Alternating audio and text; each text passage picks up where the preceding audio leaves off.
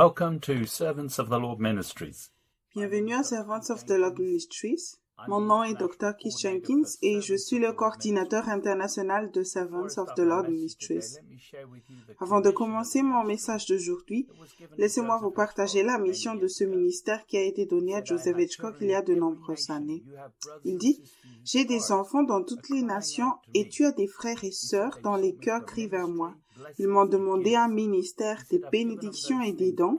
Je leur ai donné ces choses et cela les a bénis, mais il y a une partie de leur esprit qui n'a jamais été comblée et qui est réservée pour une relation intime avec moi. Maintenant, leur cœur crie vers moi, juste pour moi. C'est vers eux que je t'envoie, parce que je ne veux pas qu'ils prennent des années, comme il t'a fallu pour arriver jusqu'à moi, parce qu'il n'y avait personne à l'époque pour te montrer comment procéder. Servants of the Lord Ministries est un ministère d'enseignement et de formation envoyé au corps de Christ pour atteindre les personnes qui ont un cœur selon Dieu. Ce message est destiné à ceux qui veulent apprendre à le connaître et grandir en lui. Aujourd'hui, je partage un message sur le baptême d'eau. Nous lisons dans l'évangile de Jean, chapitre 1. Je vais lire depuis le verset 6 jusqu'au verset 12. Jean, chapitre 1, verset 6. Il eut un homme envoyé de Dieu. Son nom était Jean. Verset 7. Il vint pour servir de témoin, pour rendre témoignage à la lumière, afin que tous crussent par lui. Verset 8. Il n'était pas la lumière, mais il parut pour rendre témoignage à la lumière. Verset 9. Cette lumière était la véritable lumière, qui, en venant dans le monde, éclaire tout homme. Elle était dans le monde et le monde a été fait par elle. Et le monde ne l'est pas connu. Verset 11. Elle est venue chez les siens, et les siens ne l'ont pas reçue. Verset 12. Mais à tous ceux qui l'ont reçue, à ceux qui croient en son nom, elle a donné le pouvoir de devenir enfants de Dieu, lesquels sont nés. Le baptême de Jean était la seule voie de retour à Dieu pour Israël à cette époque. Les Juifs avaient épuisé leur temps et on leur a donné une chance de confesser leurs péchés pour se préparer à la venue de Jésus et du royaume des cieux sur terre. Jésus a dit dans Matthieu, chapitre 23, verset 27 au verset 34. L'évangile de Matthieu, chapitre 23, commençons par le verset 27. Malheur à vous, scribes et pharisiens hypocrites, parce que vous ressemblez à des sépulcres blanchis qui paraissent beaux au dehors et qui au dedans sont pleins d'ossements de mort et de toute espèce d'impureté. Verset 28. Vous de même au dehors, vous paraissez juste aux hommes, mais au dedans vous êtes pleins d'hypocrisie et d'iniquité. Verset 29. Malheur à vous, scribes et pharisiens hypocrites, parce que vous bâtissez les tombeaux des prophètes et ornez les sépulcres des justes. Verset 30. Et que vous dites, si nous avions vécu du temps de nos pères, nous ne nous serions pas joints à eux pour répandre le sang des prophètes. Verset 31. Vous témoignez ainsi contre vous-même que vous êtes les fils de ceux qui ont tué les prophètes. Verset 32. Comblez donc la mesure de vos pères. Verset 33. Serpents, race de vipères. Comment échapperez-vous au jugement de la géhenne? Verset 34. C'est pourquoi, voici, je vous envoie des prophètes, des sages et des scribes. Vous tuerez et crucifierez les uns, vous battrez de verges les autres dans vos synagogues, et vous les persécuterez de ville en ville.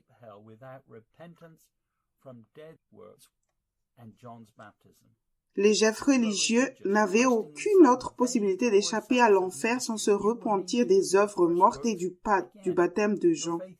Si tu es religieux et que tu fais confiance à des actes vains du ministère, tu devras refaire tes premières œuvres. Ta foi n'est pas en Dieu. Paul a dit dans Philippiens 3, verset 9, « Et d'être trouvé en lui non avec ma justice, celle qui vient de la loi, mais avec celle qui s'obtient par la foi en Christ, la justice qui vient de Dieu par la foi. Si ta justice est basée sur ce que tu as fait dans le passé, sur ta position dans l'Église ou sur le résultat du ministère, tu deviens aussi comme les scribes et les pharisiens et tu seras laissé derrière. Jésus a dit dans Matthieu 5, verset 20, « Car je vous le dis, si votre justice ne sert pas celle des scribes et des pharisiens, vous n'entrerez point dans le royaume des cieux. » Jean apportait un message de repentance sans lequel personne ne sera sauvé. Comme les Juifs ont rejeté Jean le Baptiste, l'évangile est allé vers les païens. Nous lisons cela dans Matthieu chapitre 4, verset 12 au verset 15. L'évangile de Matthieu chapitre 4, commençons par le verset 12. Jésus, ayant appris que Jean avait été livré, se retira dans la Galilée. Verset 12. Il quitta Nazareth et vint demeurer à Capernaum, situé près de la mer, dans le territoire de Zabulon et de Nephtali. Verset 14. Afin que s'accomplisse ce qui avait été annoncé par Ésaïe le prophète. Verset 15.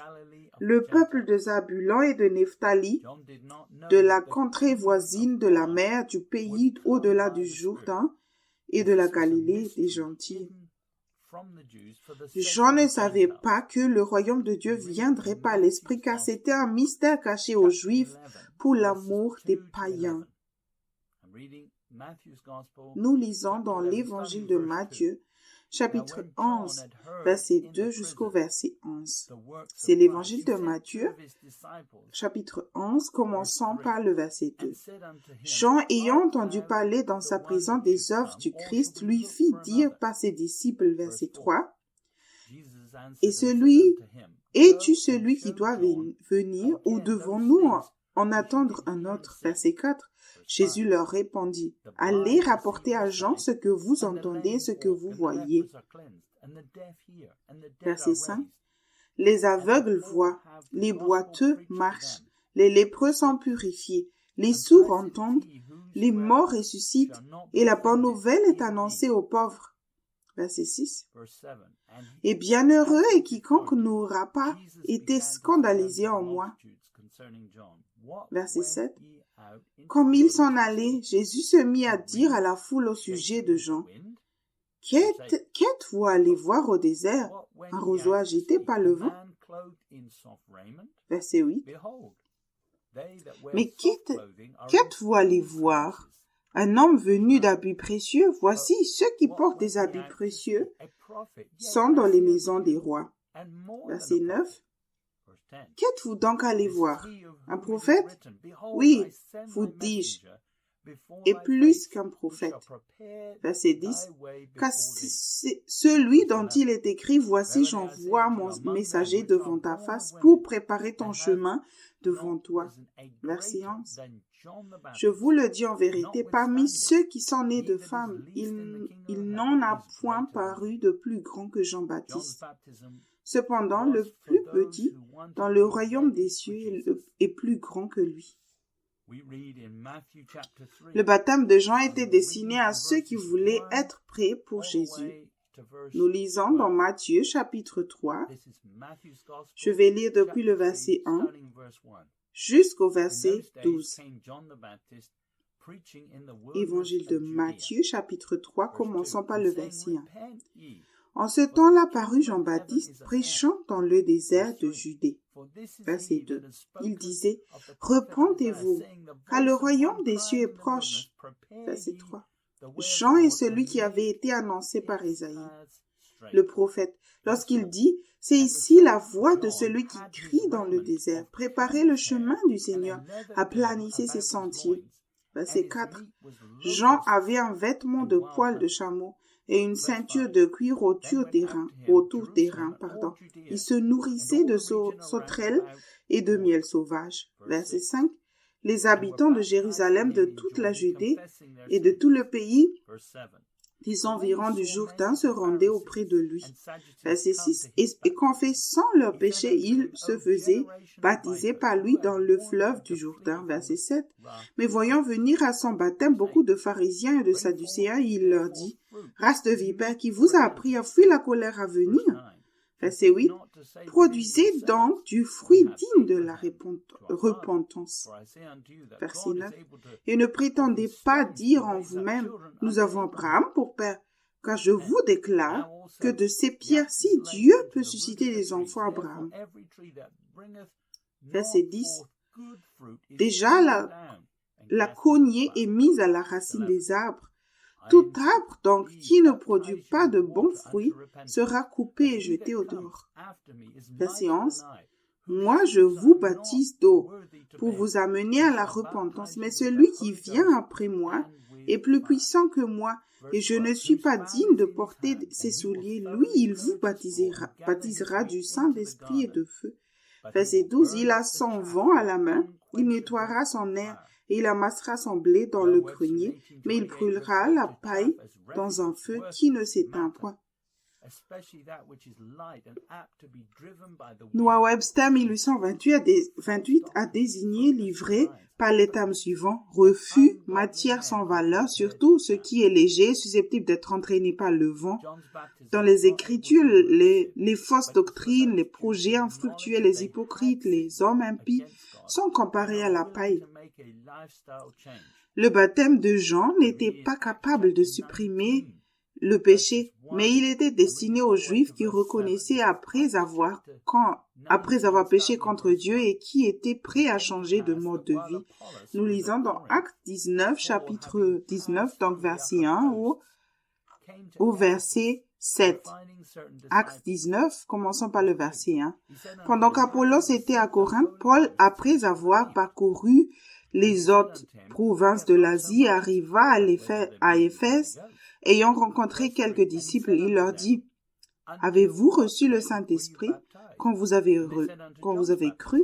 Ils lui répondirent, « Nous n'avons pas même entendu dire qu'il y ait un Saint-Esprit. » Verset 3, il dit, « De quel baptême avez-vous donc été baptisés ?» Ils répondirent, « Du baptême de Jean. » Verset 4, alors Paul dit, « Jean a baptisé du baptême de repentance, disant au peuple de croire en celui qui venait après lui, c'est-à-dire en Jésus-Christ. » Verset 5. Sur ces paroles, ils furent baptisés au nom du Seigneur Jésus. Verset 6. Lorsque Paul leur eut imposé les mains, le Saint-Esprit vint sur eux et ils parlèrent en langue et prophétisaient. Verset 7. Il était en tout environ 12 hommes. Les disciples de Jean avaient le désir de changer et de faire le nécessaire pour éviter la colère à venir. Jean n'avait pas le plan du salut complet et est mort sans avoir entendu parler du pardon des péchés. Les disciples de Jean ne faisaient que suivre leur conscience et leurs convictions à travers la loi et confesser leurs péchés. Cependant, dès qu'ils ont accepté Christ par la foi, Paul leur a imposé les mains, ce qui a entraîné la venue du Saint-Esprit sur eux tous. Paul a dit dans Galates 3, verset 25 au verset 27. Galates chapitre 3, commençons par le verset 25. La foi étant venue, nous ne sommes plus sous ce pédagogue, car vous êtes tous fils de Dieu par la foi en Jésus-Christ. Verset 27. Vous tous qui avez été baptisés en Christ, vous avez revêtu Christ. Paul a expliqué que le royaume de Dieu était déjà venu et que sans le Saint-Esprit, il n'avait aucun moyen d'entendre sa voix, d'arrêter de pécher et de se repentir à la racine du péché. Paul a dit dans Hébreux 4, verset 14 jusqu'au verset 16. Hébreux chapitre 4, commençons par le verset 14. Ainsi, puisque nous avons un grand souverain sacrificateur qui a traversé les cieux, Jésus le Fils de Dieu, demeurons fermes dans la foi que nous professons. Verset 15. Car nous n'avons pas un souverain sacrificateur qui ne puisse compatir à nos faiblesses. Au contraire, il a été tenté comme nous tous, en toutes choses, sans commettre de péché. Verset 16. Approchons-nous donc avec assurance du trône de la grâce afin d'obtenir miséricorde et de trouver grâce pour être secourus dans nos besoins. Tu n'aurais peut-être jamais à affronter la souffrance et toutes les tentations auxquelles Jésus a été confronté, mais tu dois obéir aux directives du Saint-Esprit à travers sa parole et tu seras élevé à la vie comme lui. Paul a dit dans Philippiens 2:12. Ainsi, mes bien-aimés, comme vous avez toujours obéi, travaillez à votre salut avec crainte et tremblement, non seulement comme en ma présence, mais bien plus encore maintenant que je suis absent. Les chrétiens charnels n'aiment pas qu'on leur dise qu'ils ne sont pas libres. Ils se sentent même offensés. Mais ta vie n'apportera pas la gloire à Dieu si tu es toujours esclave du péché. Être libre était l'une des premières choses que Jean a partagées avec ses nouveaux convertis, mais qu'il n'est pas aimé, mais il semble, qu'il n'ait pas aimé ce qu'ils ont entendu. Nous lisons dans Jean chapitre 8, verset 30 au verset 33. Jean 8, commençons par le verset 30. Comme Jésus parlait ainsi, plusieurs crurent en lui. Verset 31, et il dit aux Juifs qui avaient cru en lui, « Si vous demeurez dans ma parole, vous êtes vraiment mes disciples. » Verset 32, « Vous connaîtrez la vérité et la vérité vous affranchira. » Verset 33, ils répondirent, « Nous sommes la postérité d'Abraham et nous ne fûmes jamais esclaves de personne. Comment dis-tu, vous deviendrez libres? » Avant de subir un brisement, j'avais confiance dans le fait que j'étais né de nouveau, que j'allais à l'église et que j'étais un chrétien radical selon ma perspective. Je me comparais aux autres. Je croyais détenir la vérité en me basant sur le fait que mes propres doctrines illustraient la totalité de ce que je comprenais et lisais dans la Bible, résultant de ma pensée charnelle. Mais en même temps, je manquais du fruit de l'esprit en abondance. Paul a dit dans Galates 5, versets 22 et 23, Galates 5, commençons par le verset 22. « Mais le fruit de l'esprit, c'est l'amour, la joie, la paix, la patience, la bonté, la bénignité, la fidélité, la douceur, la tempérance. » Verset 23, « La loi n'est pas contre ces choses. » Ceux qui apportent vraiment la gloire à Dieu utilisent le don du Saint-Esprit chaque jour dans les petites choses pour être conduits par l'Esprit et produire le fruit de l'Esprit en obéissant à la vérité.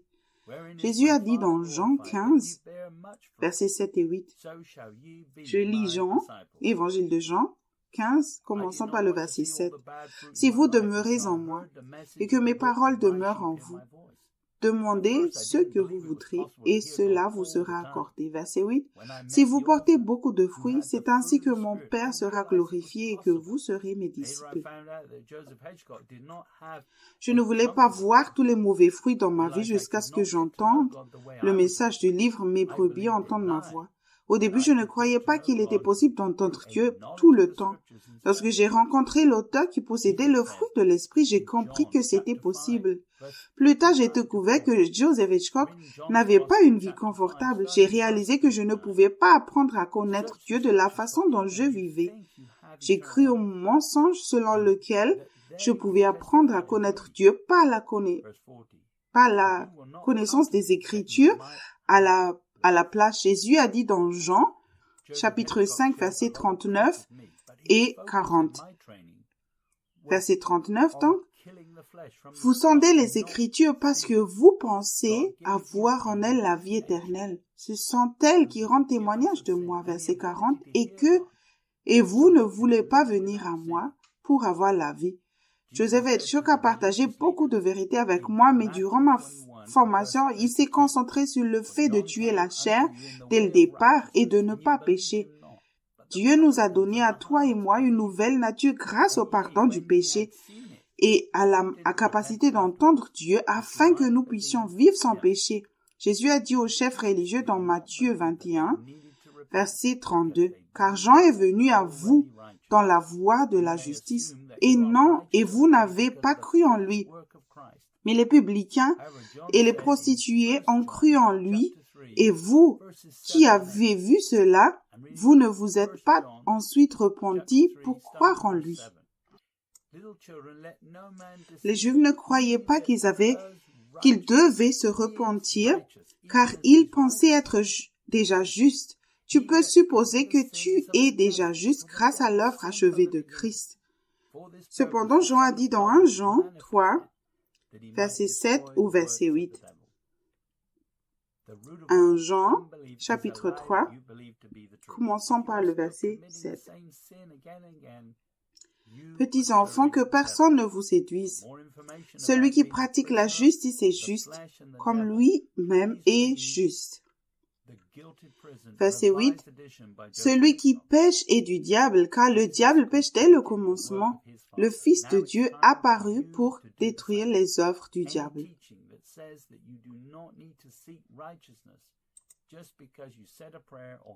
La racine de toute incrédulité est un mensonge que tu crois être la vérité. Si tu continues à commettre le péché encore et encore, tu sers le diable.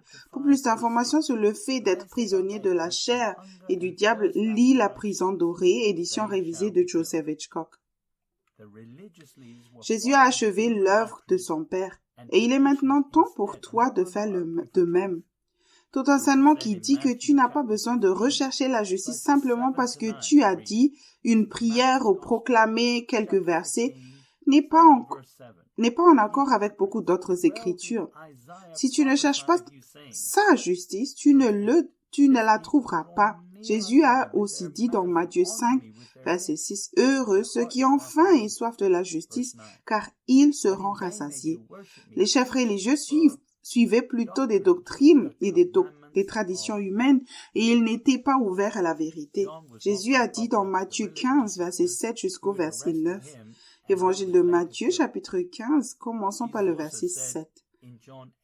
Hypocrite, Ésaïe a bien prophétisé sur vous quand il a dit, verset 8, « Ce peuple m'honore des lèvres, mais son cœur est éloigné de moi. » Verset 9, « C'est en vain qu'il m'honore en enseignant des préceptes qui sont des commandements d'hommes. »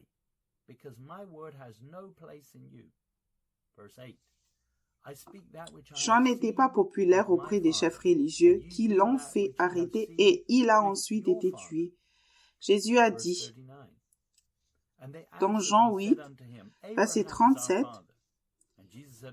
jusqu'au verset 44. Évangile de Jean, chapitre 8, commençons par le verset 37. « Je sais que vous êtes la postérité d'Abraham, mais vous cherchez à me faire mourir parce que ma parole ne pénètre pas en vous. » Verset 38. « Je dis ce que j'ai vu chez mon Père, et vous faites ce que vous avez entendu de la part de votre Père. » Verset 39. « Et il lui répondit, notre Père c'est Abraham. » Jésus leur dit, « Si vous étiez enfants d'Abraham, vous feriez les œuvres d'Abraham. » Verset 40. « Mais maintenant vous cherchez à me faire mourir. Moi qui vous ai dit la vérité que j'ai entendue de Dieu, cela, Abraham ne l'a point fait. » Verset 41. « Vous faites les œuvres de votre Père. » Ils lui dirent, « Nous ne sommes pas des enfants illégitimes. Nous avons un seul Père, Dieu. » Verset 42. Jésus leur dit, « Si Dieu était votre Père, vous m'aimeriez. Car c'est de Dieu que je suis sorti et que je viens. Je ne suis pas venu de moi-même, mais c'est lui qui m'a envoyé. » Verset 43. « Pourquoi ne comprenez-vous pas mon langage? Parce que vous ne pouvez écouter ma parole. » Verset 44. « Vous avez pour le père le diable et vous voulez accomplir les désirs de votre père. Il a été meurtrier dès le commencement et il ne se tient pas dans la vérité parce qu'il n'y a pas de vérité en lui. Lorsqu'il profère le mensonge, il parle de son propre fond car il est menteur et le père du mensonge. » Les chefs religieux étaient jaloux et prétendaient que Dieu était leur père, mais ils ont tué Jésus alors qu'il n'avait rien fait de mal. Cela prouve que leur père était le diable. Nous lisons dans l'évangile de Matthieu, chapitre 21, verset 23 jusqu'au verset 27. C'est l'évangile de Matthieu, chapitre 21, commençons par le verset 23. Jésus se rendit dans le temple. Et pendant qu'il enseignait, les principaux sacrificateurs et les anciens du peuple vinrent lui dire, « Par quelle autorité fais-tu ces choses et qui t'a donné cette autorité ?» Verset 24, Jésus leur répondit, « Je vous adresserai aussi une question et si vous m'y répondrez, je vous dirai par quelle autorité je fais ces choses. » Verset 25. Le baptême de Jean, d'où venait-il? Du ciel ou des hommes? Mais ils raisonnèrent ainsi entre eux, si nous répondons du ciel, il nous dira, pourquoi donc n'avez-vous pas cru en lui? Verset 26. Et si nous répondons des hommes, nous avons à craindre la foule, car tous tiennent Jean pour un prophète. Verset 27. Alors il répondira à Jésus, nous ne savons. Et il leur dit à son tour, moi non plus, je ne vous dirai pas par quelle autorité je fais ces choses. Jean n'avait aucune autorité basée sur le système éducatif de l'homme. Il ne suivait pas non plus la mode. Le baptême de Jean ne s'est pas fait dans un bâtiment religieux, mais au bord du Jourdain, à environ 88 km de Jérusalem dans le désert. Le baptême de Jean était destiné à ceux qui étaient prêts à quitter leur zone de confort, à aller dans le désert et à se soumettre au messager de Dieu. Jean n'a pas non plus pris de rendez-vous spécial pour les chefs religieux. Chacun devait attendre son tour et devait écouter Jean. Il ne respectait que ceux qui avaient des preuves de changement et le fruit de la repentance. Nous lisons dans Psaume 51, verset 17. Les sacrifices de Dieu sont un esprit brisé. Ô Dieu, tu ne mépriseras pas un cœur brisé et humilié. Pour que les Juifs soient baptisés, ils devaient avoir des preuves d'un changement de cœur ou d'un esprit brisé. Être ouvert à la vérité et enduire la corruption que Jean a apportée. Accepte que l'autorité de Jean vienne directement de Dieu. Ils devaient aussi quitter leur maison et voyager à leurs propres frais. Ce n'était pas local. Et ils devaient aussi aller dans le désert et dans la chaleur sans le confort de la ville. Aller pendant la journée lorsqu'ils sont normalement en train de travailler ou être occupés.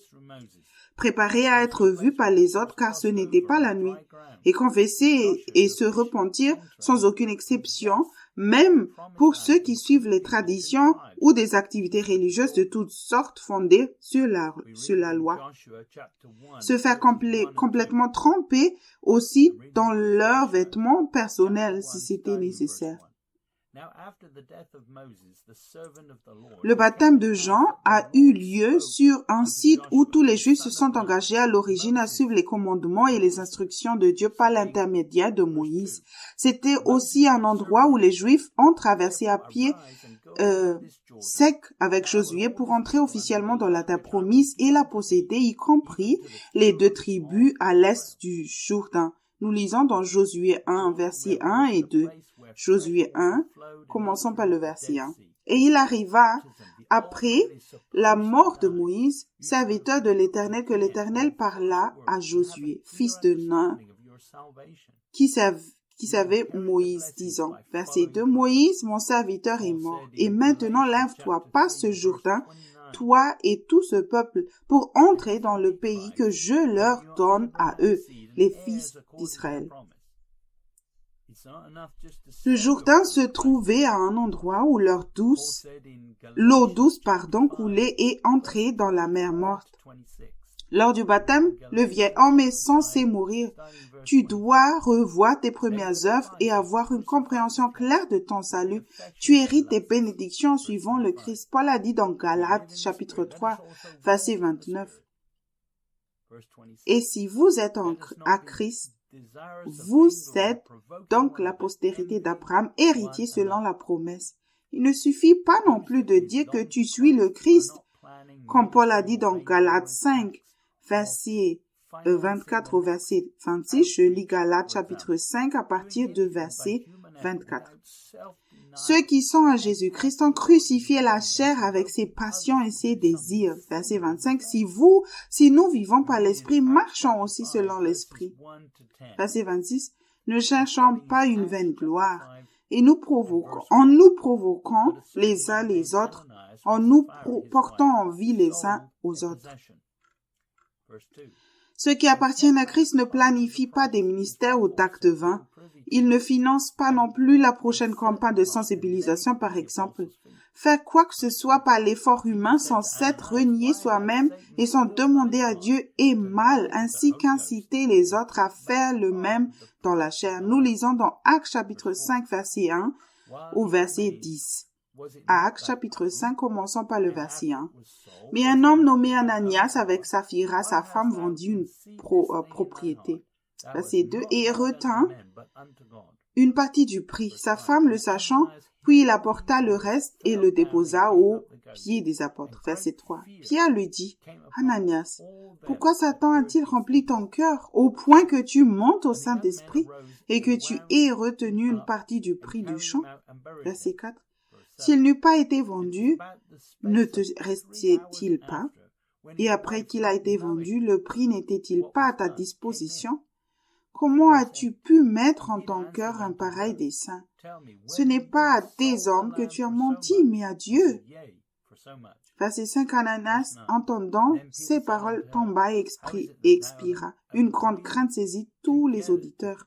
Verset 6, les jeunes gens s'étaient levés, l'enveloppèrent, l'emportèrent et l'ensevelirent. Verset 7, environ 3 heures plus tard, sa femme entra sans savoir ce qui était arrivé. Verset 8, Pierre lui adressa la parole. Dis-moi, est-ce à un tel prix que vous avez vendu le champ? Oui, répondit-elle, c'est à ce prix-là. Verset 9. Alors Pierre lui dit, comment vous êtes-vous accordés pour tenter l'Esprit du Seigneur? Voici ceux qui ont enseveli ton mari sont à la porte, et ils t'emporteront. Verset 10. Au même instant, elle tomba au pied de l'apôtre et expira. Les jeunes gens étaient entrés, la trouvèrent morte, ils l'emportèrent et l'ensevelirent auprès de son mari. Tu ne peux pas mentir au Saint-Esprit et donner l'impression que tu fais confiance à Dieu, alors que ce n'est pas le cas. Paul a dit dans Romains 8, verset 13, « Si vous vivez selon la chair, vous mourrez, mais si par l'Esprit, vous faites mourir les actions du corps, vous vivrez. » Après être né de nouveau, j'ai vu comment je m'étais rapproché de plus en plus du bord de l'enfer pendant un certain temps. J'avais passé 8 ans de ma vie à essayer d'être un bon chrétien. J'ai bien accepté Jésus comme mon sauveur et j'ai reçu le Saint-Esprit, mais à ma grande honte, je ne l'ai jamais fait, Seigneur. Quand j'étais jeune, j'avais le zèle de faire beaucoup d'œuvres pour Dieu, mais je n'ai jamais appris à entendre sa voix. Jésus a dit dans Matthieu 7, versets 22-23. Je lis Matthieu chapitre 7, commençons par le verset 22. Plusieurs me diront ce jour-là, Seigneur, Seigneur, n'avons-nous pas prophétisé par ton nom? N'avons-nous pas chassé des démons par ton nom? Et n'avons-nous pas fait beaucoup de miracles par ton nom? Verset 23. Alors je leur dirai ouvertement, je ne vous ai jamais connu, retirez-vous de moi, vous qui commettez l'iniquité. Une éternité perdue attend tous ceux qui font confiance à des œuvres, quelles qu'elles soient. Maintenant ou plus tard, ta foi doit être dans le fait que Dieu t'a dit de faire quelque chose et que tu le fais en lui obéissant par amour, en le connaissant personnellement, pas théologiquement. Paul a dit dans Éphésiens, chapitre 2, verset 5 au verset 9. Éphésiens, chapitre 2, commençons par le verset 5. Nous qui étions morts par nos offenses, nous a rendus à la vie avec Christ. C'est par grâce que vous êtes sauvés.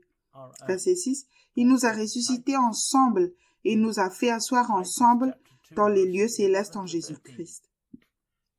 Verset 7, afin de montrer dans les siècles à venir l'infinie richesse de sa grâce par sa bonté envers nous en Jésus-Christ. Verset 8, car c'est par la grâce que vous êtes sauvés par le moyen de la foi, et cela ne vient pas de vous, c'est le don de Dieu. Verset 9, ce n'est point par les œuvres, afin que personne ne se glorifie. Nous ne sommes pas sauvés en faisant des œuvres par nous-mêmes. Paul a dit à Tite 2, chapitre 2, verset 11 au verset 13. C'est Tite, chapitre 2, commençons par le verset 11. Car la grâce de Dieu, source de salut pour tous les hommes, a été manifestée. Verset 12. Elle nous enseigne à renoncer à l'impiété et aux convoitises mondaines et à vivre dans le siècle présent selon la sagesse, la justice et la piété.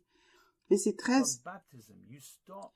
En attendant la bienheureuse espérance et la manifestation de la gloire du grand Dieu et de notre Sauveur Jésus-Christ. Le baptême est pour ceux qui savent que le royaume est là maintenant et que Jésus arrive bientôt.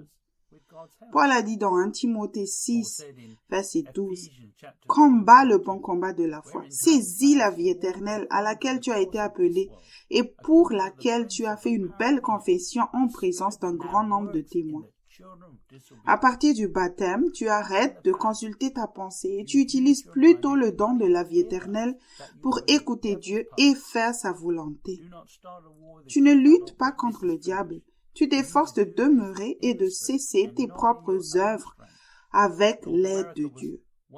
Paul a dit dans Éphésiens 2, verset 2, « Dans lesquels vous marchiez autrefois selon le train de ce monde, selon le prince de la puissance de l'air et l'esprit qui agit maintenant dans les fils de la rébellion. » Dans le passé, tu as utilisé ta pensée et tu ne t'es pas rendu compte que tu étais la marionnette du diable. Ne commence pas une guerre que tu ne peux pas gagner. C'est insensé. Tu dois le faire dans l'esprit, pas dans ta propre force. L'Amérique du Nord faisait autrefois partie de l'Empire britannique et les taxes étaient levées et les colonies devaient payer les biens importés de la Grande-Bretagne. Cependant, avec la déclaration d'indépendance adoptée par le Congrès continental de 4 juillet 1776, les 13 colonies américaines ont rompu leurs liens politiques avec la Grande-Bretagne. Cela a déclenché une guerre. Le baptême est une déclaration d'indépendance vis-à-vis de la chair et donc du diable. Cela va déclencher une guerre. Tu devras écouter le Saint-Esprit et utiliser toutes les ressources du royaume de Dieu pour vaincre le péché et résister au diable par la foi. Jacques a dit dans Jacques chapitre 4 verset 7, « Soumettez-vous donc à Dieu, résistez au diable et il fuira loin de vous. » Depuis le jour de la Pentecôte, le royaume de Dieu est là pour que tu puisses vivre sans le diable. Grâce à l'œuvre de Christ sur la croix, il est possible d'entendre Dieu tout le temps. Dans le royaume de Dieu, le diable n'a pas accès et en obéissant au Saint-Esprit, tu arrêtes de pécher. Il n'y a pas d'autre moyen. Jésus a dit dans Matthieu, chapitre 11, verset 28 au verset 30. C'est l'évangile de Matthieu, chapitre 11, commençons par le verset 28. « Venez à moi, vous tous qui êtes fatigués, chargés, et je vous donnerai du repos. » Verset 29. « Prenez mon joug sur vous et recevez mes instructions, car je suis doux et humble de cœur, et vous trouverez du repos pour vos âmes. » Verset 30. « Car mon joug est doux et mon fardeau léger. » Jésus est venu pendant l'occupation de Jérusalem qui a été rasée par les Romains en 70 après Jésus-Christ. Les chefs religieux étaient aveugles au fait que le temps a été compté. Après la croix, Jésus a cependant ordonné à ses disciples. Jésus a dit dans Actes 26, verset 18, « Afin que tu leur ouvres les yeux pour qu'ils passent des ténèbres à la lumière et de la puissance de Satan à Dieu, pour qu'ils reçoivent par la foi en moi le pardon des péchés et l'héritage avec les sanctifiés. » Grâce à la croix, nous avons le pardon des péchés et le Saint-Esprit peut entrer dans quelqu'un par la grâce au moyen de la foi. Notre foi est maintenant basée sur ce que Jésus a fait sur la croix.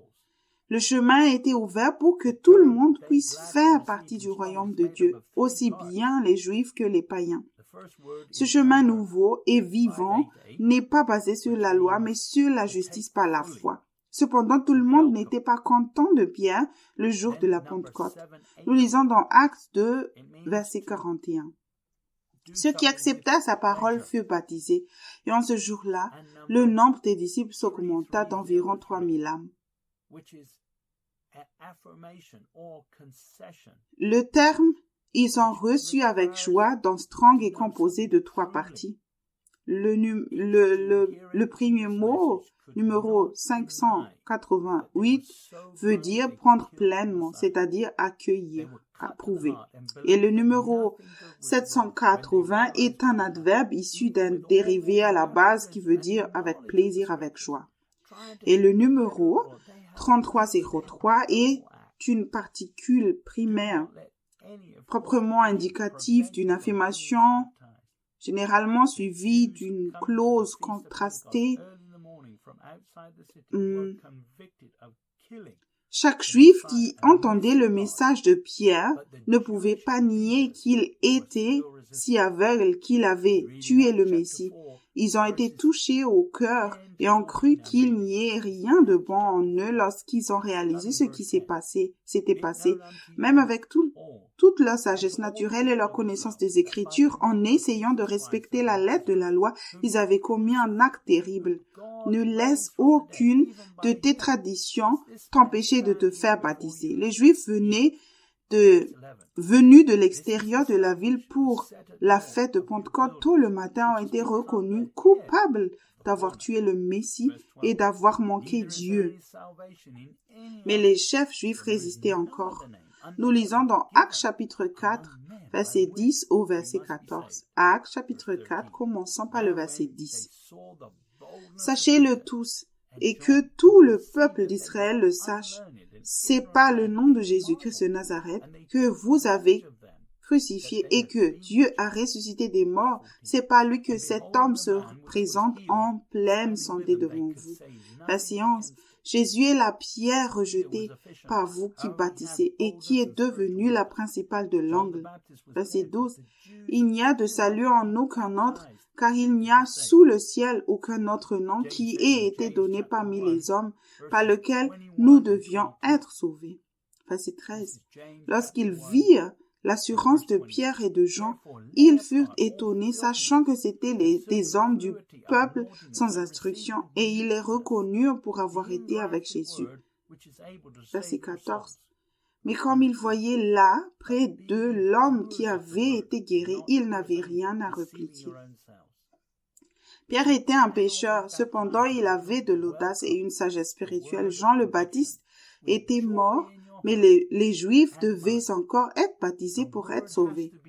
Jacques a dit dans Jacques 1, versets 21 et 22. C'est Jacques, chapitre 1, et verset 21. C'est pourquoi, rejetant toute souillure et tout excès de malice, recevez avec douceur la parole qui a été plantée en vous et qui peuvent sauver vos âmes. Verset 22. Mettez en pratique la parole et ne vous bornez pas à l'écouter en vous trompant vous-même par de faux raisonnements. Tu ne peux pas être baptisé si tu n'accueilles pas la parole de conviction avec joie dans ton cœur et dans ton esprit. La parole doit être mélangée à la fois basée sur la conviction et tu reconnais que tu étais personnellement ignorant. Paul a dit dans Hébreux 4, versets 12 et 13. C'est Hébreux, chapitre 4, commençons par le verset 12.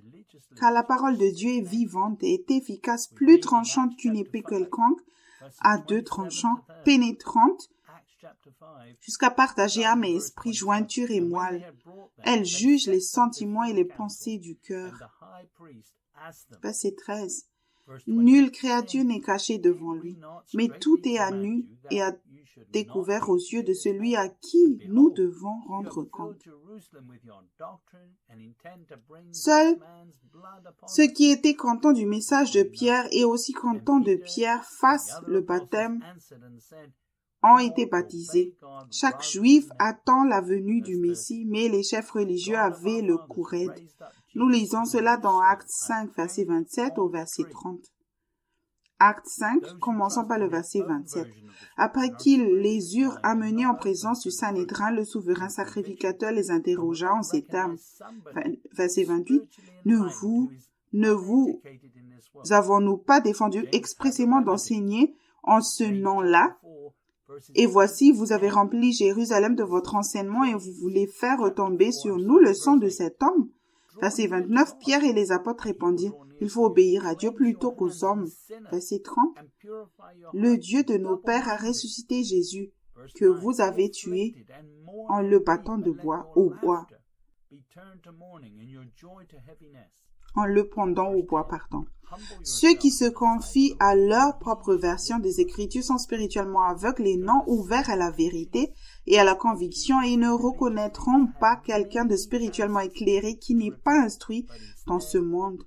Jacques avait un remède dans Jacques 4, verset 8 au verset 10. Jacques 4, commençons par le verset 8. Approchez-vous de Dieu, il s'approchera de vous. Nettoyez vos mains, pécheurs, purifiez vos cœurs, hommes irrésolus. Verset 9. Sentez votre misère, soyez dans le deuil et dans les larmes, que votre rire se change en deuil et votre joie en tristesse. Verset 10. Humiliez-vous devant le Seigneur et il vous élèvera. Grâce aux enseignements simples de Jésus, les chefs religieux ont eu de nombreuses chances de se repentir, mais au lieu de cela, ils l'ont crucifié. Tous les disciples ont fait une bonne confession devant le grand prêtre qui a mis Jésus à mort. Paul a dit à Timothée, 1 Timothée 6, verset 13 au verset 14. 1 Timothée 6, commençons par le verset 13. Je te recommande devant Dieu qui donne la vie à toutes choses et devant Jésus-Christ qui fit une belle confession devant Ponce Pilate de garder le commandement. Verset 14. Et de vivre sans tâche, sans reproche, jusqu'à l'apparition de notre Seigneur Jésus-Christ. Paul suivait Jésus et avait déjà fait la bonne confession et il disait à Timothée de faire de même et d'être audacieux comme Pierre. Paul a aussi dit, Philippiens 3, verset 8. Et même je regarde toutes choses comme une perte à cause de l'excellence de la connaissance de Jésus-Christ, mon Seigneur, pour lequel j'ai renoncé à tout, et je les regarde comme de la boue afin de gagner Christ. Le diable peut être tenu à l'écart de l'Église par le baptême, mais pas si ceux qui baptisent ont juste une éducation formelle. Le christianisme n'est pas une religion comme les autres. Le collège biblique est l'ennemi de la véritable Église. Nous lisons dans Matthieu 16, verset 16 au verset 18. Matthieu, évangile de Matthieu 16, commençons par le verset 16. Simon-Pierre répondit, « Tu es le Christ, le Fils du Dieu vivant. » Verset 17. Jésus, reprenant la parole, lui dit, « Tu es heureux, Simon, fils de Jonas, car ce ne sont pas la chair et le sang qui t'ont révélé cela, mais c'est mon Père qui est dans les cieux. » Verset 18. « Et moi je te dis que tu es Pierre, et que sur cette pierre je bâtirai mon église, et que les portes du séjour des morts ne prévaudront point contre elle. » Une éducation spirituelle est nécessaire dans l'Église de Jésus-Christ. Paul a dit dans 1 Thessaloniciens 5, verset 12, « Nous vous prions, frères, d'avoir de la considération pour ceux qui travaillent parmi vous, qui vous dirigent dans le Seigneur et qui vous exhortent. » Le mot pour exhorter dans Strongel numéro 3560, et il vient d'un autre mot qui veut dire mettre en tête, mettre en garde, réprimander, exhorter, avertir. Ceux qui suivent vraiment Christ te rappelleront te mettront en garde et t'avertiront des conséquences du péché, mais plus fermement si nécessaire. C'est la qualification minimale d'une personne qui devrait te baptiser. Paul a dit à l'Église dans 2 Thessaloniciens 1, chapitre 1, verset 7 au verset 10. 2 Thessaloniciens, chapitre 1, commençons par le verset 7. Et de vous donner à vous qui êtes affligés du repos avec nous lorsque le Seigneur Jésus apparaîtra du ciel avec les anges de sa puissance. Verset 8. Au milieu d'une flamme de feu pour punir ceux qui ne connaissent pas Dieu et ceux qui n'obéissent pas à l'évangile de notre Seigneur Jésus. Verset 9. Ils auront pour châtiment une ruine éternelle, loin de la face du Seigneur et de la gloire de sa force. Verset 10. Lorsqu'il viendra pour être en ce jour-là glorifié dans ses saints et admiré dans tous ceux qui auront cru, car notre témoignage auprès de vous a été cru. Si tu ne connais pas Dieu personnellement et que tu n'obéis pas à l'évangile de Dieu en utilisant le don de la vie éternelle, tu passeras l'éternité dans le lac de feu avec le diable et ses anges.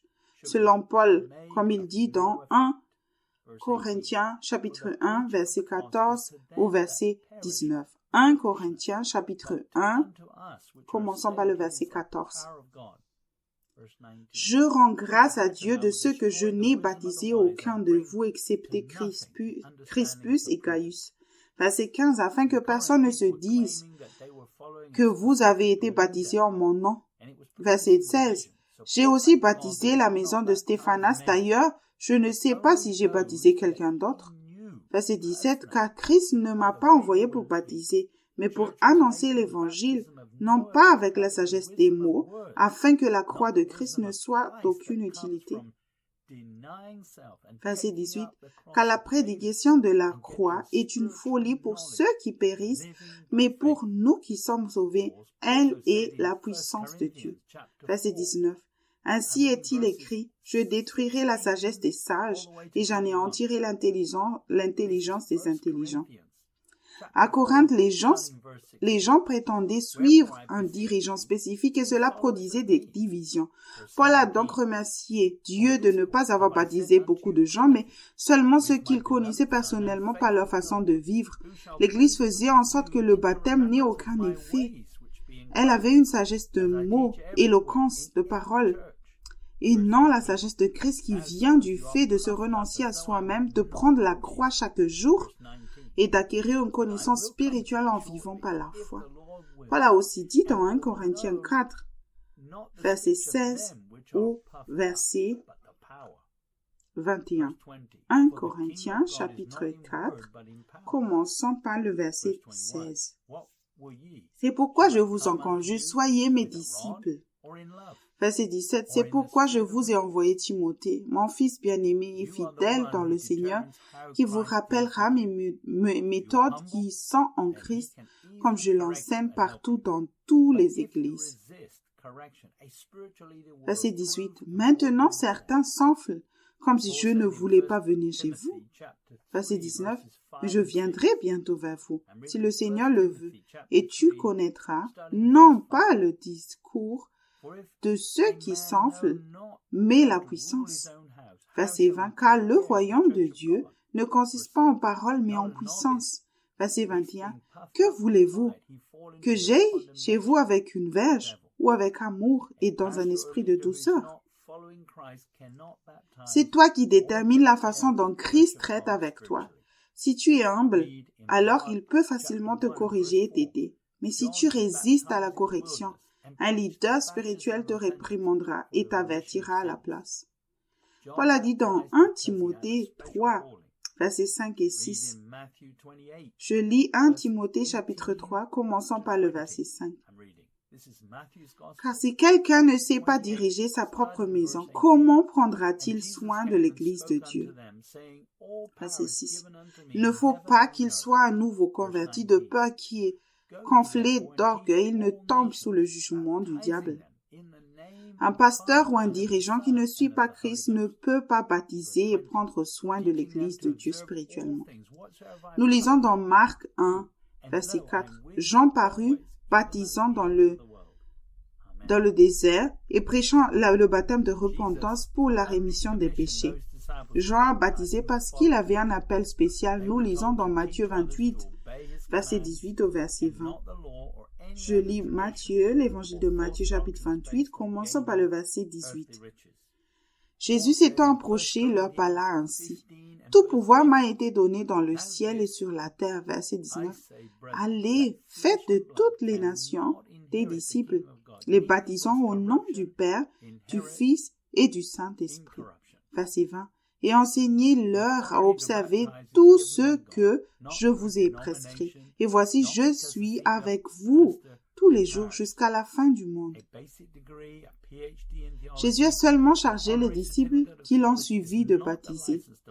Il leur a dit d'enseigner aux autres à obéir à ses commandements et non à la loi ou à d'autres traditions ou fausses doctrines basées sur le gain de richesses terrestres. Paul a dit dans 1 Corinthiens 15, verset 50. Ce que je dis, frères, c'est que la chair et le sang ne peuvent hériter le royaume de Dieu et que la corruption n'hérite pas l'incorruptibilité. L'autorité de baptiser est donnée par Dieu, pas par le biais d'une dénomination et parce et pas parce que le pasteur principal prend sa retraite, un diplôme de base, un doctorat en théologie ou un certificat honorifique de théologie n'est pas un permis de baptiser, mais il est donné à ceux qui ont fait la bonne confession dont Dieu a autorisé. La personne qui te baptise devrait avoir renoncé à son éducation séculaire, qui est une ordure comparée à la sagesse divine. Paul a dit dans Romains 12, versets 1 et 2. Romains, chapitre 12, commençons par le verset 1. Je vous exhorte donc, frères, par les compassions de Dieu, à offrir vos corps comme un sacrifice vivant, saint, agréable à Dieu, ce qui sera de votre part un culte raisonnable. Verset 2. Ne vous conformez pas au siècle présent, mais soyez transformés par le renouvellement de l'intelligence afin que vous discerniez quelle est la volonté de Dieu, ce qui est bon, agréable et parfait. Un leader qui ne peut pas prouver la volonté de Dieu avec de nombreux témoignages ne suit pas Christ. Un dirigeant religieux devrait se faire rebaptiser et renoncer à toutes les doctrines du diable. Il devrait prendre un nouveau départ avec le Saint-Esprit et apprendre spirituellement sans utiliser sa pensée. Personne ne doit chercher à savoir quoi que ce soit sans que Jésus ne t'autorise à étudier ou à apprendre. Il doit être le Seigneur de ce que tu étudies. Quand et dans quelle mesure? Lorsqu'il est prêt, il le fera en ramenant les Écritures et les pensées à ta pensée. Tu étudies simplement ce qu'on te dit d'étudier et rien d'autre. Fais cela dans la crainte et le tremblement. Lorsque la conviction commence, ce sera toujours quelque chose qui doit d'abord te changer. Pierre a dit, 2 Pierre 2, chapitre 2, donc verset 20. En effet, si après s'être retiré des souillures du monde par la connaissance du Seigneur et Sauveur Jésus-Christ, ils s'y engagent de nouveau et sont vaincus, leur dernière condition est pire que la première. Si tu t'en mêles une seconde fois avec quoi que ce soit du monde, y compris le système éducatif de l'homme, tu finiras dans un état pire qu'avant de rencontrer Christ. Tu devras te faire baptiser à nouveau et refaire tes premières œuvres avant qu'il ne soit trop tard. Jésus a dit dans Apocalypse 2, verset 5, « Souviens-toi donc d'où tu es tombé. Repens-toi et pratique tes premières œuvres, sinon je viendrai à toi et j'ôterai ton chandelier de sa place, à moins que tu ne te repentes. » Jésus a dit cela à l'église d'Éphèse, qui avait même une bonne connaissance des Écritures et de la doctrine. Jésus parlait dans Apocalypse 2, versets 2 et 3. Apocalypse, chapitre 2, verset 2. Je connais tes œuvres, ton travail et ta persévérance, Je sais que tu ne peux supporter les méchants, que tu as éprouvé ceux qui se disent apôtres et qui ne le sont pas, et que tu les as trouvés menteurs. Verset 3, que tu as de la persévérance, que tu as souffert à cause de mon nom, et que tu ne t'es point lassé. Le baptême est le signe que tu as accepté la vérité et rejeté la méthode d'apprentissage de l'homme et que tu es prêt à suivre le Christ sur le chemin étroit. C'est le signe que tu n'as pas peur de souffrir et que tu es prêt à faire la bonne confession. Tu te confies en lui en le faisant, Seigneur, et tu ne trouves aucune excuse pour ne pas faire la volonté de Dieu par l'Esprit. Jésus a dit dans Matthieu 7, verset 21, « Ceux qui me disent Seigneur, Seigneur n'entreront pas tous dans le royaume des cieux, mais celui-là seul qui fait la volonté de mon Père qui est dans les cieux. » Aujourd'hui encore, l'Église est aveugle et ignore volontairement le fait que seuls ceux qui demeurent en Christ et portent le bon fruit seront prêts lorsque Jésus reviendra. Tous ceux qui ne sont pas entrés dans le royaume avant que Jésus ne vienne seront laissés derrière. Lorsque tu entres dans le royaume, tu crois au nom et à l'autorité de Jésus-Christ. Jésus a dit dans Luc 9, 26, « Car quiconque aura honte de moi et de mes paroles, le Fils de l'homme aura honte de lui quand il viendra dans sa gloire et dans celle du Père et des saints anges. » Si tu as honte de ces paroles, tu seras laissé derrière. Avoir honte de ces paroles, ce n'est pas seulement son enseignement ou un ensemble de doctrines. mais cela inclut les commandements que Jésus te dit de faire chaque jour par l'intermédiaire du Saint-Esprit. Jésus a dit dans Jean, chapitre 10, verset 27 au verset 30. Jean, chapitre 10, commençant par le verset 27. Mes brebis entendent ma voix, je les connais et elles me suivent. Verset 28. Je leur donne la vie éternelle et elles ne périront jamais, et personne ne les ravira de ma main. Verset 26. Mon Père qui me les a donnés est plus grand que tous, et personne ne peut les ravir de la main de mon Père. Verset 30. Moi et le Père, nous sommes un. Ton salut éternel dépend maintenant de ton écoute et de ton obéissance au Saint-Esprit. Paul parlait de Jésus et il a dit dans Hébreux 5, verset 9. Hébreux 5, verset 9. Et qui, après avoir été élevé à la perfection, est devenu pour tous ceux qui lui obéissent l'auteur d'un salut éternel. L'eunuque a posé une question à Philippe lors de son baptême. Nous lisons dans Actes 8, verset 37. Philippe dit, « Si tu crois de tout ton cœur, cela est possible. » L'eunuque répondit, « Je crois que Jésus-Christ est le Fils de Dieu. » Philippe n'était pas l'un des 12 apôtres, mais il entendait et était conduit par l'Esprit. L'eunuque cherchait Dieu. Il acceptait Jésus comme Seigneur et il a demandé le baptême.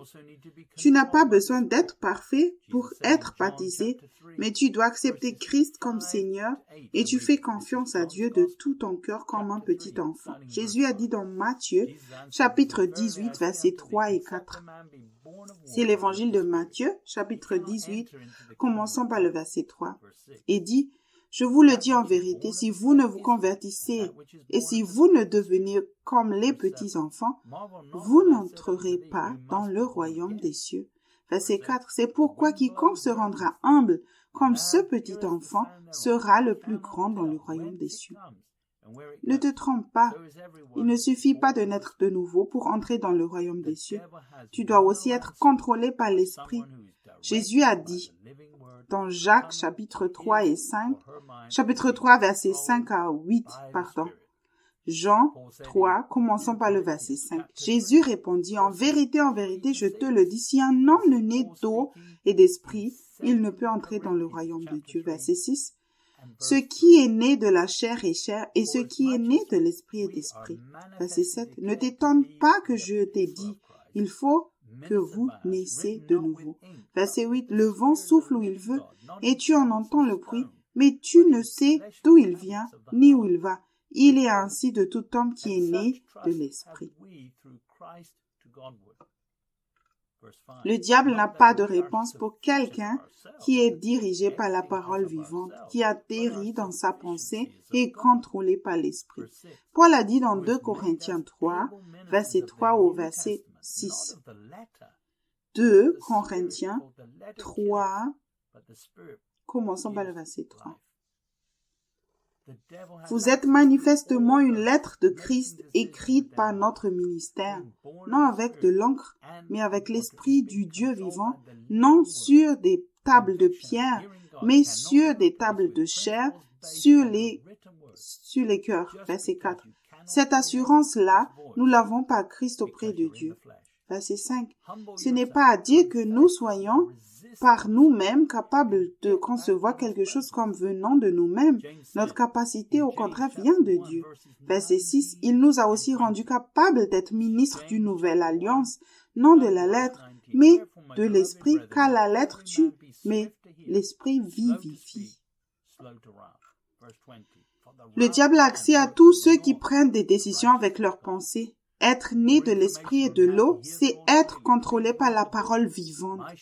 La conviction et l'écoute de Dieu ne peuvent pas être remplacés par des principes basés sur la parole écrite simplement parce que tu ne peux pas entendre sa voix, que tu es dans la chair. Humilie-toi, confesse que tu résistes à l'esprit et retourne dans sa présence. Jacques a dit dans Jacques 1, versets 19 et 20.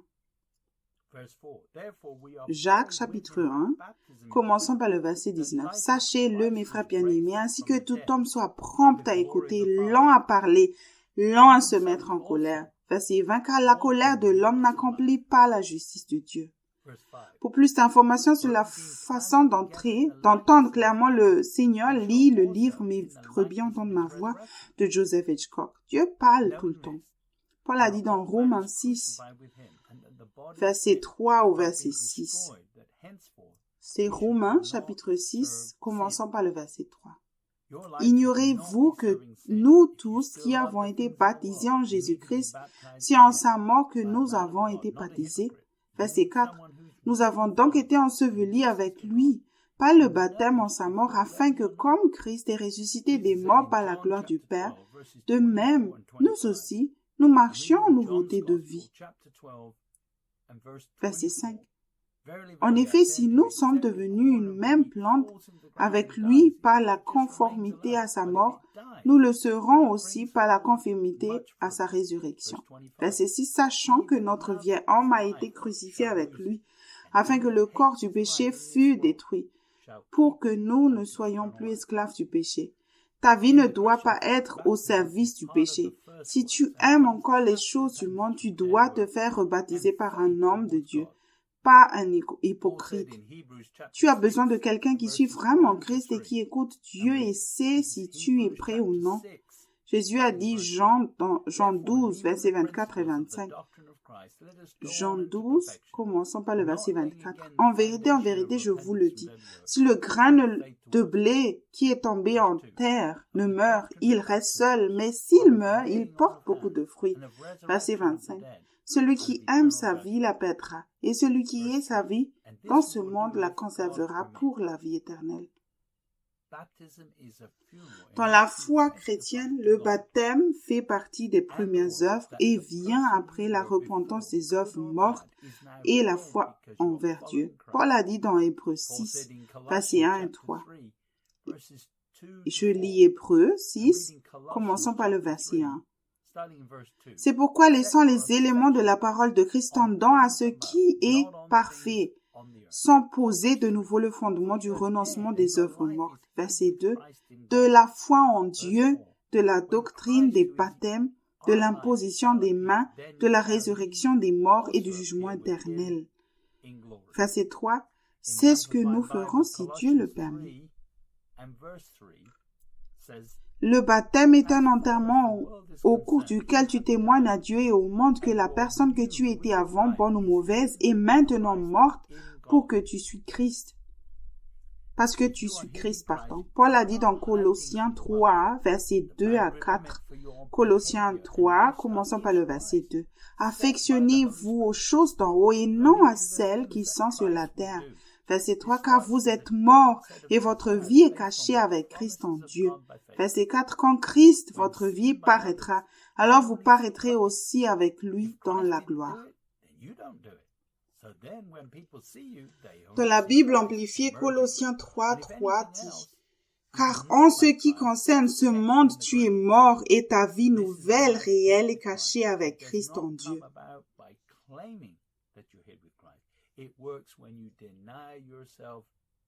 Si tu es caché en Christ, tu ne te caches pas du monde.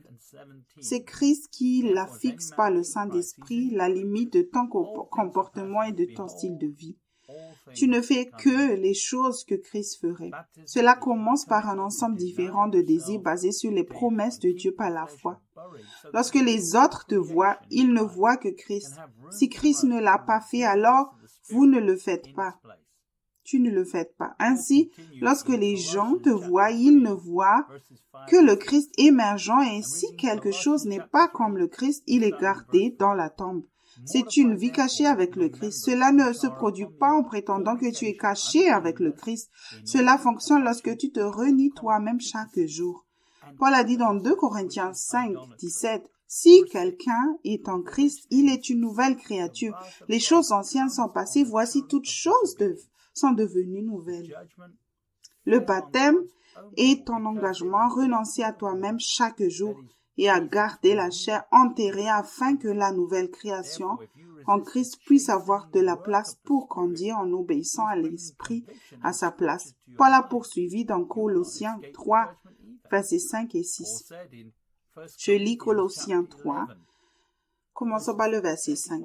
Faites donc mourir les membres qui sont sur la terre, l'impudicité, l'impureté, les passions, les mauvais désirs et la cupidité qui est une idolâtrie. Verset 6. C'est à cause de ces choses que la colère de Dieu vient sur les fils de la rébellion.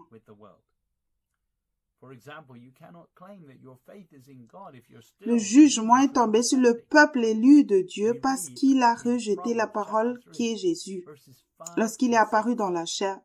Par conséquent, si tu résistes à l'œuvre du châtiment de l'Esprit qui apporte la conviction et les Écritures à ta pensée, tu n'échapperas pas non plus au jugement. Paul a dit dans 1 Corinthiens 11, versets 31 et 32. C'est 1 Corinthiens chapitre 11, commençant par le verset 31. Si nous nous jugions nous-mêmes, nous ne serions pas jugés. Verset 32. Mais quand nous sommes jugés, nous sommes châtiés par le Seigneur afin que nous ne soyons pas condamnés avec le monde. Par exemple, tu ne peux pas prétendre que ta foi est en Dieu. Si tu t'appuies toujours sur ton entendement, nous lisons Proverbe 3, versets 5 et 6. Je lis Proverbe 3, versets 5 et 6. Confie-toi en l'Éternel de tout ton cœur et ne t'appuie pas sur ta sagesse. Verset 6, reconnais-le dans toutes tes voies et il aplanira tes sentiers. Il est essentiel que tu cesses de t'appuyer sur ta propre intelligence, car sinon tu ne pourrais jamais reconnaître la voix de Dieu. Paul dit dans 1 Corinthiens 2, verset 14, « Mais l'homme animal ne reçoit pas les choses de l'Esprit de Dieu, car elles sont une folie pour lui, et il ne peut les connaître parce que c'est spirituellement qu'on en juge. » Le diable est capable de corrompre les doctrines sur la vie pieuse chez ceux qui utilisent encore la pensée. Paul a dit dans Romains 8, verset 6, « Et l'affection de la chair, c'est la mort, tandis que l'affection de l'esprit, c'est la vie et la paix. » Maintenant, nous nous appuyons sur la paix de Dieu et le témoignage de l'Esprit pour savoir que nous sommes au bon endroit et non sur notre propre compréhension des Écritures. Paul a dit dans Actes 2, verset 38, « Pierre leur dit, repentez-vous et que chacun de vous soit baptisé dans le nom de Jésus-Christ pour le pardon de vos péchés et vous recevrez le don du Saint-Esprit. » Le jour de la Pentecôte, Pierre a demandé aux Juifs de se repentir et de se faire baptiser comme preuve de cette repentance. Les Juifs religieux étaient têtus et avaient l'air bien à l'extérieur, mais intérieurement, ils étaient pleins d'ossements de mort. Ils ne pouvaient parler que des prophètes et des dirigeants qui étaient morts et interpréter leur histoire en fonction de leur propre tradition. Jésus a dit dans Matthieu 7, verset 15 au verset 19, Évangile de Matthieu, chapitre 7, commençant par le verset 15. Gardez-vous des faux prophètes. Ils viennent à vous en vêtements de brebis, mais au-dedans d'eux, ce sont des loups ravisseurs. Verset 16. Vous les reconnaîtrez à leurs fruits. Cueille-t-on des raisins sur des épines ou des figues sur des chardons? Verset 17. Tout bon arbre porte de bons fruits, mais le mauvais arbre porte de mauvais fruits. Verset 18. Un bon arbre ne peut porter de mauvais fruits, ni un mauvais arbre porter de bons fruits. Verset 19. Tout arbre qui ne porte pas de bons fruits est coupé et jeté au feu.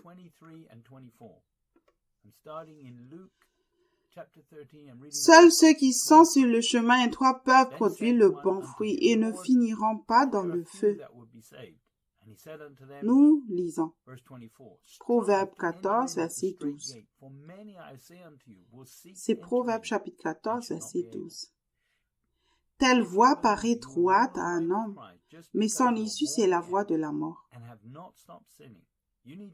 Ceux qui sont sur une route manifestement mauvaise et dont les fruits sont mauvais périront. Cependant, il en sera de même pour ceux qui essaient d'utiliser leur pensée et se retrouvent sur un chemin qui semble correct. Nous lisons dans Luc 13, versets 23 et 24. Quelqu'un lui dit, « Seigneur, n'y a-t-il que peu de gens qui soient sauvés ?» Il leur répondit, « Efforcez-vous d'entrer par la porte étroite, car je vous le dis, beaucoup chercheront à entrer et ne le pourront pas. »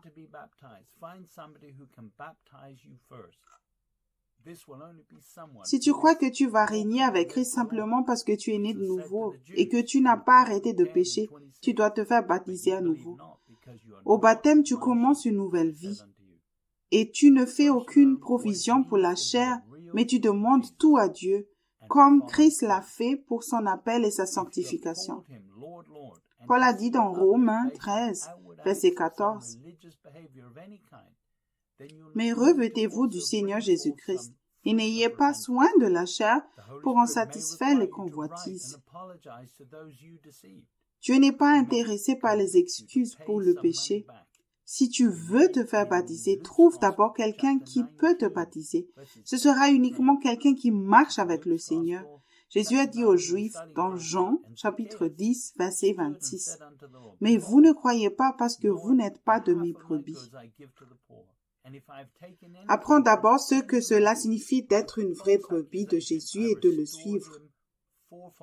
Si tu l'as appelé Seigneur, Seigneur, et que tu as trompé d'autres personnes sur la base d'actes extérieurs ou d'un comportement religieux quelconque, alors tu devrais aussi produire des fruits de repentance. Le Saint-Esprit peut te demander d'écrire et de t'excuser auprès de ceux que tu as trompés. Il peut te convaincre aussi à rembourser de l'argent. Nous lisons dans Luc 19, versets 8 et 10. C'est l'évangile de Luc, chapitre 19, commençons par le verset 8. Mais Zachée, se tenant devant le Seigneur, lui dit, « Voici, Seigneur, je donne aux pauvres la moitié de mes biens, et si j'ai fait tort de quelque chose à quelqu'un, je lui rends le quadruple. » Verset 9, Jésus lui dit, « Le salut est entré aujourd'hui dans cette maison, parce que celui-ci est aussi un fils d'Abraham. » Verset 10. Car le Fils de l'homme est venu chercher et sauver ceux qui étaient perdus. Saul rebaptisé Paul était un pharisien parmi les pharisiens, mais il faisait l'œuvre du diable.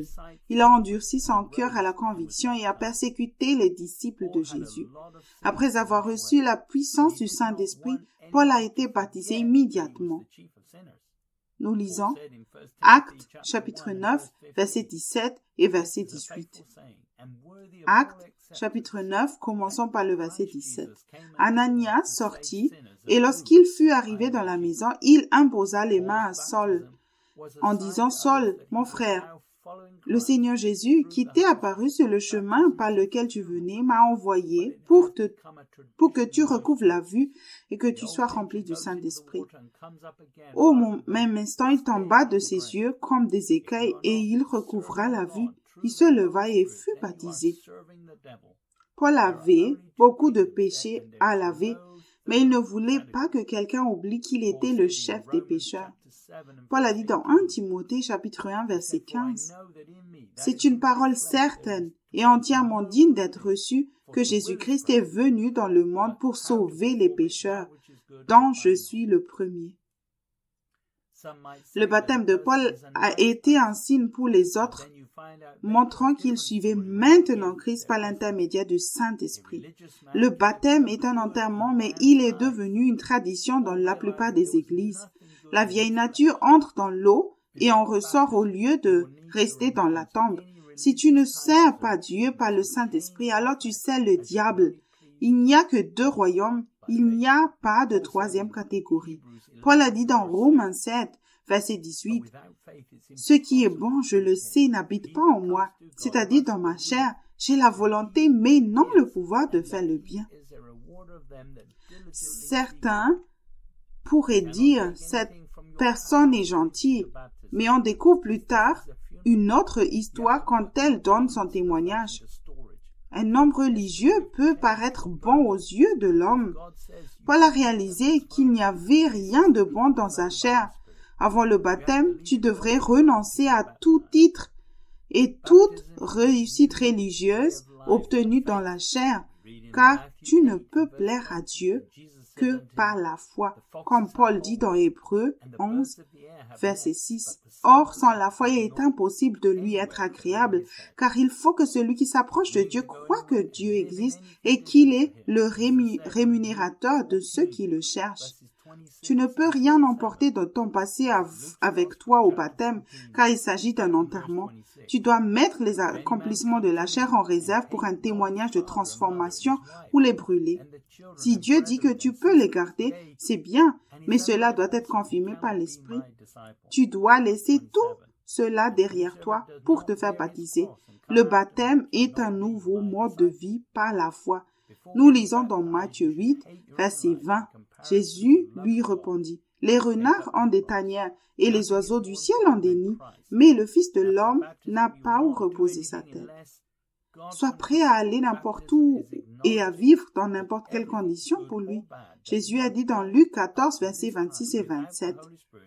C'est l'évangile de Luc, chapitre 14, commençons par le verset 26. « Si quelqu'un vient à moi et ne déteste pas son père, sa mère, sa femme, ses enfants, ses frères, ses sœurs et même sa propre vie, il ne peut pas être mon disciple. » Verset 27. « Et quiconque ne porte pas sa croix et ne me suit pas ne peut être mon disciple. » Avant de te faire baptiser, tu dois détester ta propre vie par rapport à l'amour de Dieu et prendre la croix. Rien n'est plus important que le Christ. Après le baptême, tu ne feras plus rien sauf si Dieu le confirme. Le baptême, c'est reconnaître que tout ce que tu as fait jusqu'à présent, en bien ou en mal, sans le Saint-Esprit, n'a pas plu à Dieu. Paul a dit dans Romains 8, verset 8, « Or, ceux qui vivent selon la chair ne sauraient plaire à Dieu. » Le baptême est l'occasion d'oublier tout ce que tu sais par la base de la connaissance de la Bible. Fais confiance à Dieu pour te ramener à la mémoire ce que Dieu dit et être correct. Cela inclut tous ses cours et leçons de disciples, ainsi que les méthodes et formules de réussite. Ils ne peuvent pas remplacer le fait d'écouter Dieu et de faire ce qu'il dit. Laisse le Saint-Esprit être ton enseignant à partir de maintenant.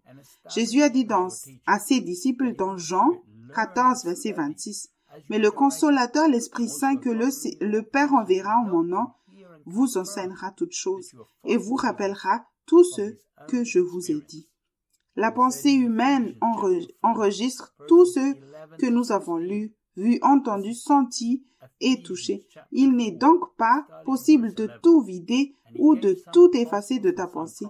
Tu n'as pas besoin de te souvenir de ce que tu as appris. Laisse simplement le Saint-Esprit décider de ce qui est important, de ce qui lui plaît et de ce qui ne lui plaît pas.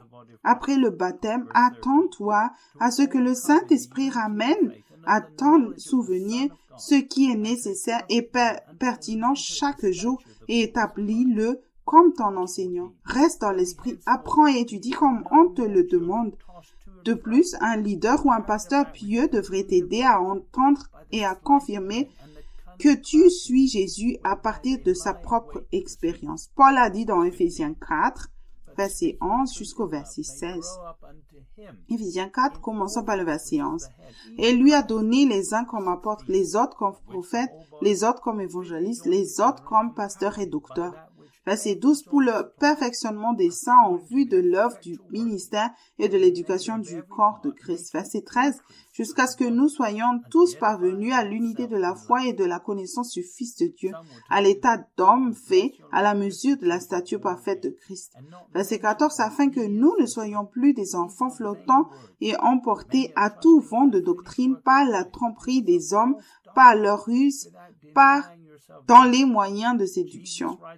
Verset 15, mais que professant la vérité dans l'amour, nous croissions à tous égards en celui qui est le chef Christ. Verset 16, c'est de lui et grâce à tous les liens de son assistance que tout le corps bien coordonné et formant un solide assemblage tire son accroissement selon la force qui convient à chacun de ses parties et s'édifie lui-même dans l'amour.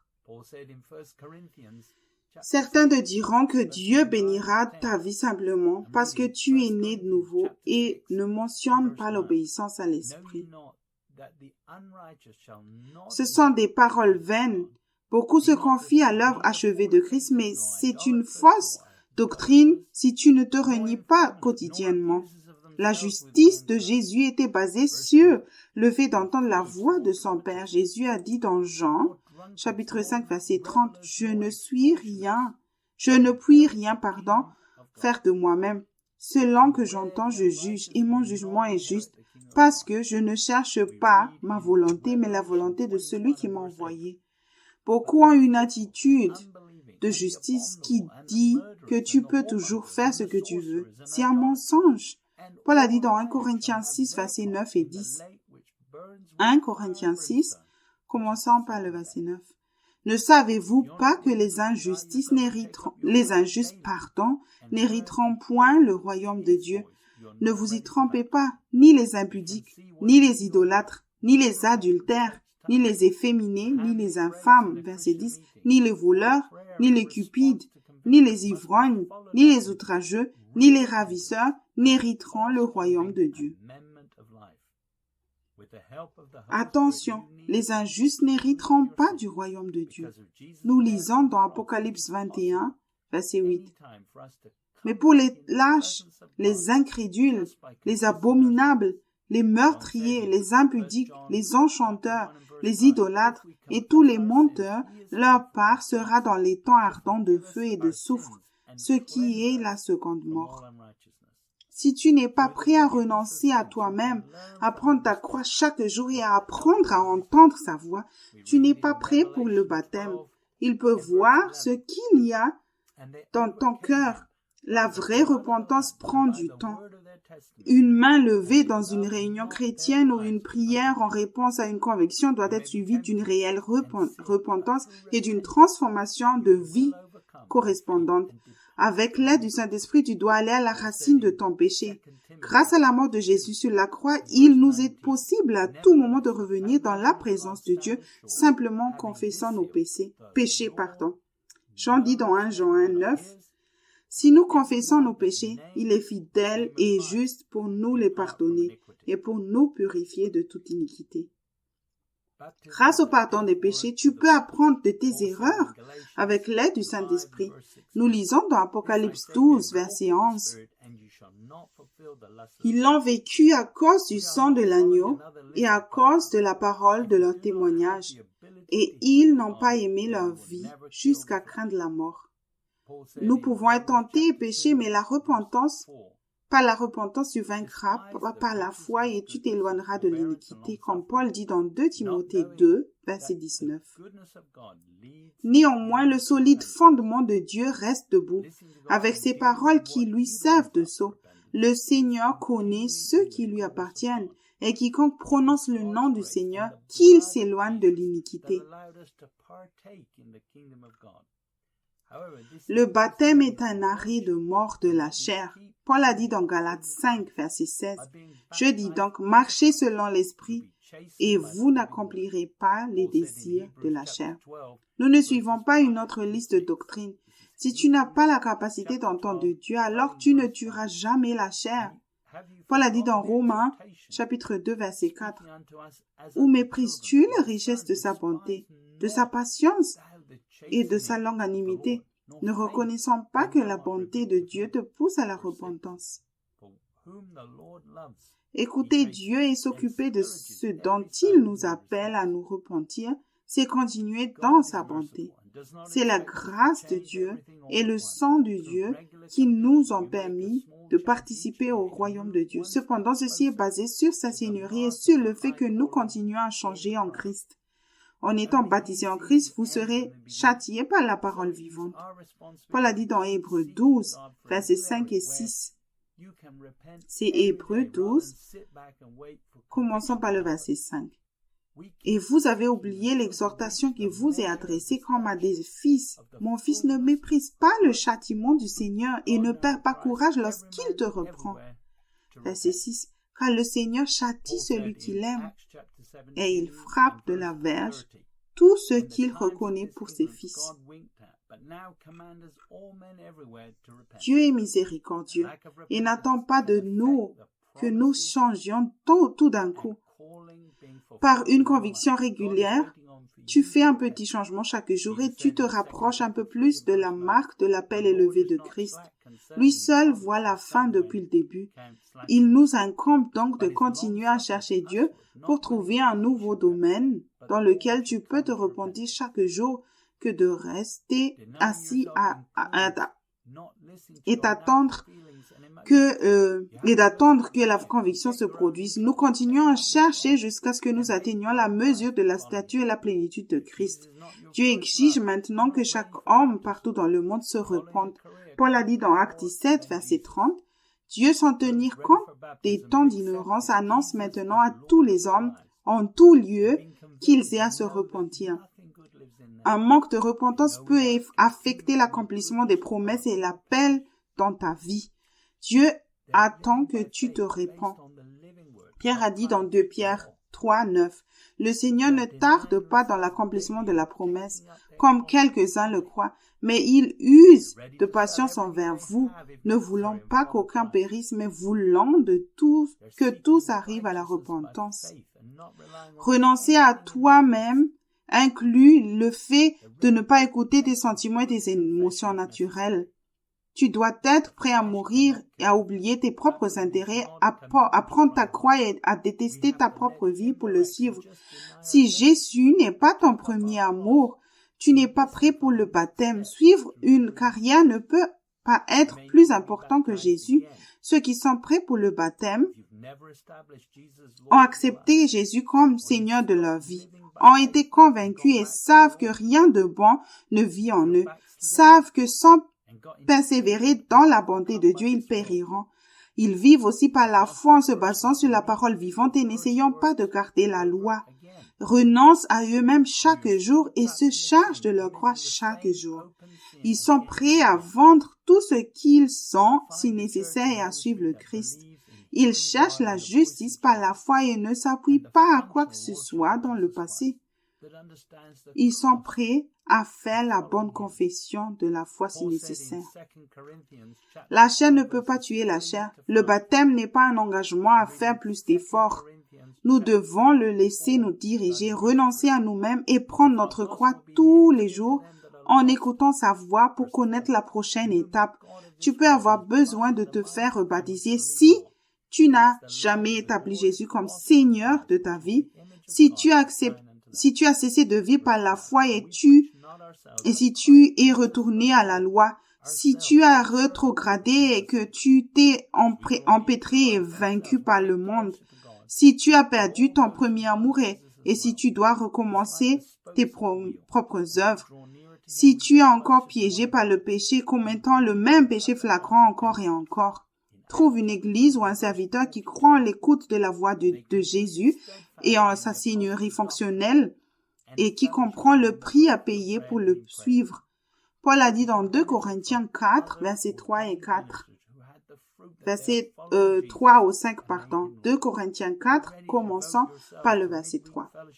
Si notre évangile est encore voilé, il est voilé pour ceux qui périssent. Verset 4. Pour les incrédules, dont le Dieu de ce siècle a aveuglé l'intelligence, afin qu'ils ne vissent pas briller la splendeur de l'évangile de la gloire de Christ, qui est l'image de Dieu. Verset 5. Nous ne nous prêchons pas nous-mêmes. C'est Jésus-Christ le Seigneur que nous prêchons. Et nous disons vos serviteurs à cause de Jésus.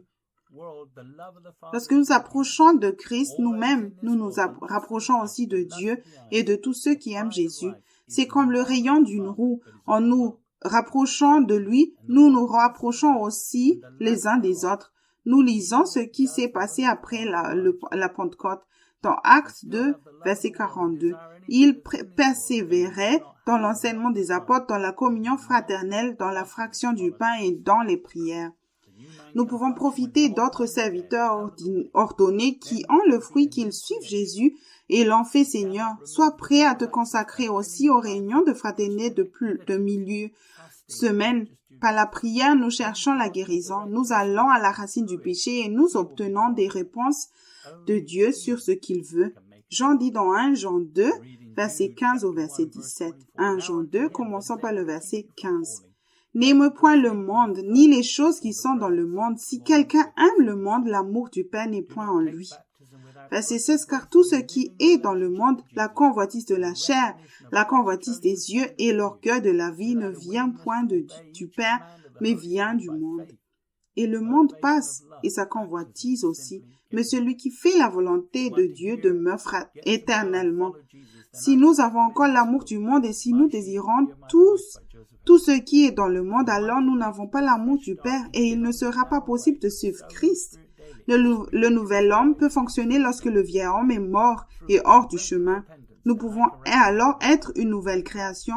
Tu ne peux pas éliminer l'accès du diable en remplissant ta vie d'activité chrétienne, de jeûne ou de devoirs religieux. Seul Dieu peut diriger cette œuvre et c'est par elle qu'il sera glorifié. Lui seul peut nous rendre prêts. Nous lisons dans Jude 1, verset 24. Or à celui qui peut vous préserver de toute chute et vous faire paraître devant sa gloire irrépréhensible et dans l'allégresse. Ne prends pas le baptême sans d'abord embrasser une relation vivante avec Jésus et une reconnaissance des normes choisies par Dieu pour toi. Sans la volonté d'obéir à chaque commandement du Saint-Esprit, par la foi et une motivation d'amour, le baptême n'est qu'un moyen de se mouiller. Si tu veux apprendre à connaître et suivre Jésus, alors je te recommande ce livre « Mes brebis entendent ma voix » de Joseph Hitchcock. Si tu veux prendre un nouveau départ et te mettre sur le chemin étroit, semé dans l'esprit tous les jours, faire l'expérience de ton salut et de ta liberté grâce à une repentance régulière, alors je peux te recommander ce livre « Réveillez-vous ». Le temps touche à sa fin, volume 1, Fondation de la maturité spirituelle de Joseph Hitchcock. Ne laisse pas le diable te détourner de faire pleinement confiance à Dieu. Si tu sais que tu as résisté à la vérité et que tu veux savoir pourquoi, je peux te recommander le livre La prison dorée, édition révisée de Joseph Hitchcock. Tu peux venir comme tu es devant le trône de Dieu dans le temps de besoin. C'est ton péché qui a mis Jésus à la croix. Même si tu étais la seule personne restée sur la surface de cette terre, Jésus aurait donné sa vie pour toi. Le baptême est un point qui veut dire que tu as besoin de faire un nouveau départ avec son système d'apprentissage. Fais confiance en lui de tout ton cœur et non en s'appuyant sur ta propre intelligence. Le baptême est un simple acte d'obéissance par la foi, une croyance, une nouveauté de vie qui n'inclut pas le raisonnement naturel, la logique, voire la permission d'utiliser la pensée. C'est une déclaration de vie disant « Je veux faire la volonté parfaite de Dieu et je crois que c'est possible. » Dieu aime cette sorte de foi. Même si tu es le chef des pécheurs, c'est une opportunité d'enterrer le vieil homme et de vivre une nouvelle vie dans l'esprit en écoutant sa voix. Père, je prie pour chacun qui accepte ce défi. S'ils écoutent ce message en ce moment, je te prie que par la foi, ils croient que cela leur est possible. Tout ce qu'ils ont à faire est juste être comme un petit enfant, apprendre à te suivre et quand tu leur expliques tout, qu'ils te font confiance de tout leur cœur à bras ouverts et être prêts à porter leur croix et de se renoncer à eux-mêmes chaque jour. Je prie pour eux maintenant dans le nom de Jésus. Tu trouveras ci-dessous un résumé des écritures utilisées dans le message d'aujourd'hui, soit directement, soit via un lien vers un site web. Nos coordonnées suivront à la fin. Que Dieu te bénisse dans le nom de Jésus.